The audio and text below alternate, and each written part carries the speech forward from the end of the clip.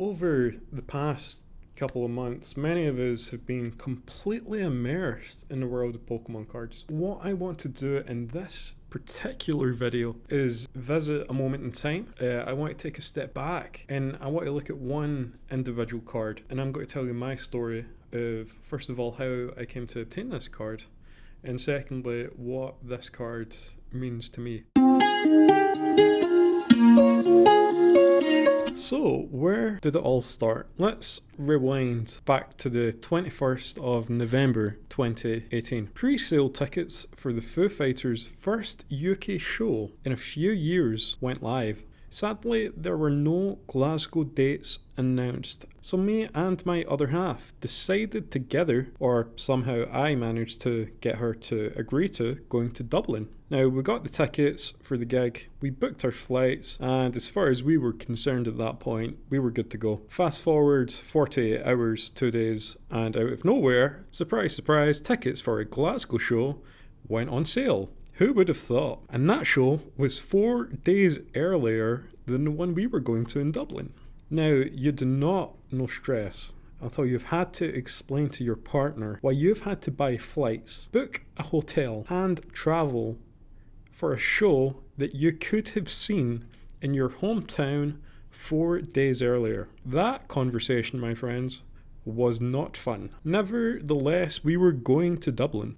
Fast forward to August of 2019, and a few weeks before we were scheduled to depart for Dublin, Ryanair, the airline we were flying with, announced the cabin crew and pilots were going on strike. The good news for us is that the strike wouldn't be happening on the day we were departing. The bad news, however, was that it would affect our return flight. We would not actually know whether or not our flight home was available until we got to the airport the day of the flight. At this point, we were completely committed. We had our tickets for the gig, we had booked our hotel, everything else was organised, and we thought we would just take the chance. So we set off for Dublin. As well as the gig itself, we wanted to make the most of our 3 days in Dublin. We had planned to do some standard touristy things, bus tours, visiting the Guinness Brewery, visit Hard Rock Cafe, and otherwise explore the city. We wanted to take it in. Neither of us had been before, so we were completely immersed in our surroundings.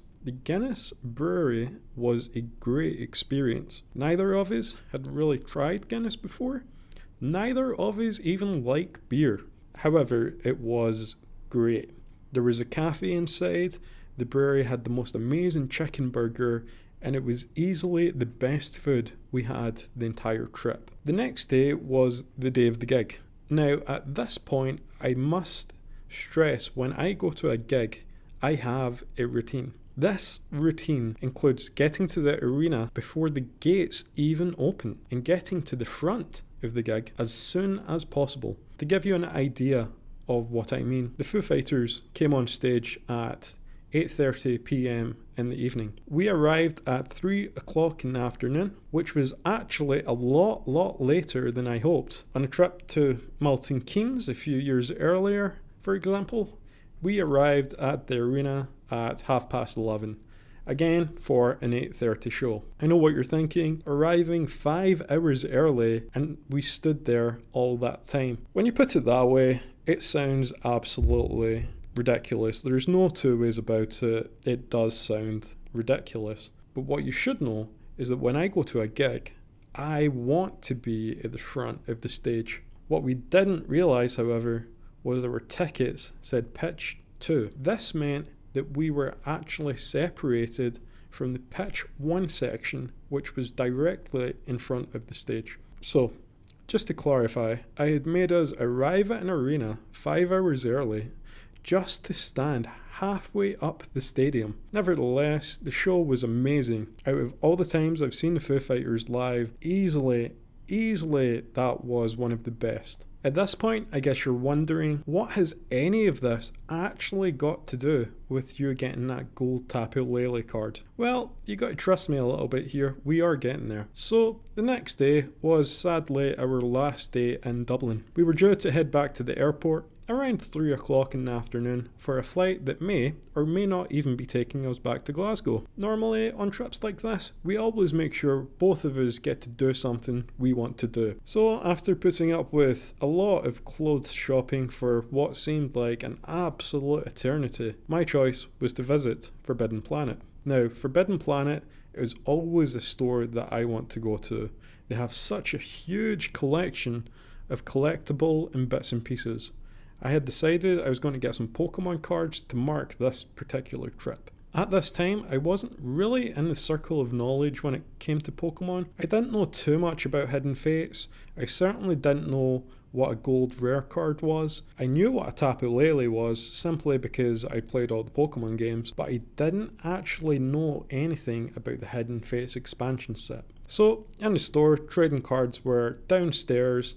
I'd spent what turned out to be maybe about 30-35 minutes deciding what to get. I picked up a Hidden Fates Mewtwo pin collection, put it back down, picked up some boosters and tins, put them back down, picked up the pin collection again. I was completely torn on what to get here. Eventually, my phone rang, time was up.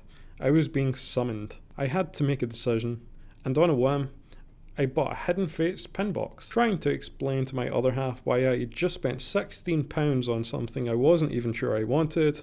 Again, not a great experience. From this point on, however, the stars completely aligned. We got back to the airport, our flight had been crewed, and we were going home to Glasgow. I didn't want to open the pin box until I got home, because I didn't have any sleeves or card protectors. And after getting home, it was time. My suitcase was left at the door along with everything else I had. I ran up to my room with this pin box, found some sleeve, and here we go. After ripping open the pin box, pack number 1, boom, ultra rare Charizard. Okay, I think I've pretty much covered the 16 quid now that I have spent on this thing. I think I'm in the clear. I don't have to regret my purchase anymore. That's good. Pack number 2, Shiny Volt Stacata. Feel free to correct my pronunciation of that one in the comments. I have no idea how you say it.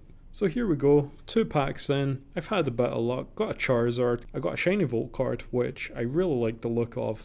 So pack number 3, at this point, not expecting much. However, there was a white code card, which is fairly common in the Hidden Fates set. And after sorting through the usual commons, energy trick and all, boom, a gold Tapu Lele card. The best part was I didn't actually realise what I had. I thought it looked cool, but after speaking to a mate of mine, it all kind of started to sink in. Now, the value of this card is probably around $40. This is also before the upcoming Hidden Fates reprint, which is due to land soon.